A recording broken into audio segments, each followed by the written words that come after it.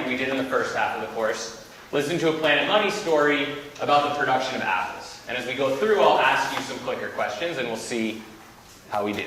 When I was a kid, apples were garbage. They were called Red Delicious, and they were red. They were not delicious. It was a really bad time to be an apple eater. It was also a really bad time to be an apple grower. We were going well. You know, we were being asked to deliver goods for below the cost of production. So here's your first question.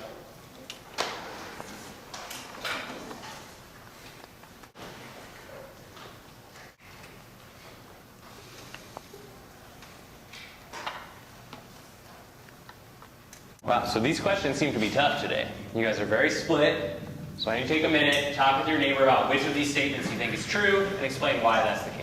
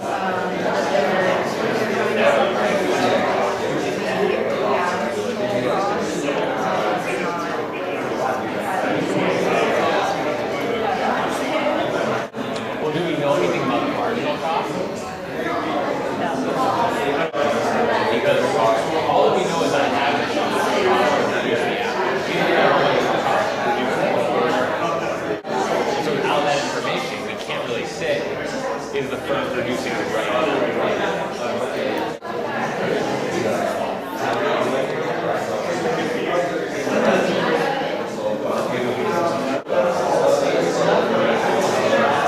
Well, your answers are still pretty split between 1 and 2.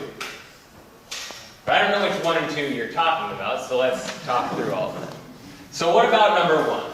Number 1 says this firm should produce fewer apples because when price is less than the average total cost, profits could be increased by producing fewer apples. Is this going to be true? No. Why not?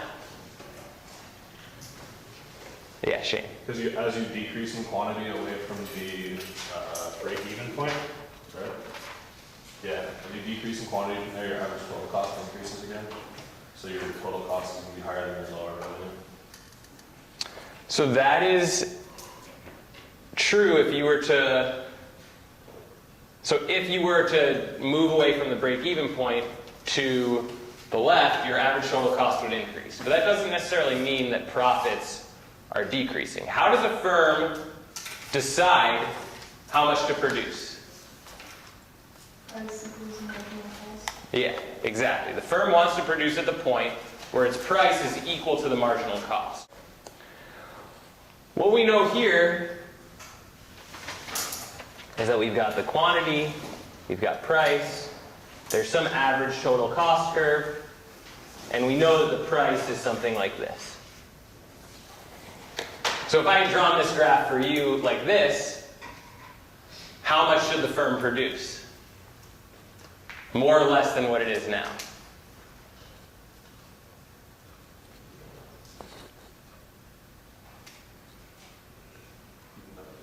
You have no idea, right? There is no marginal cost curve on this. I haven't told you anything about the marginal cost, nor has this guy.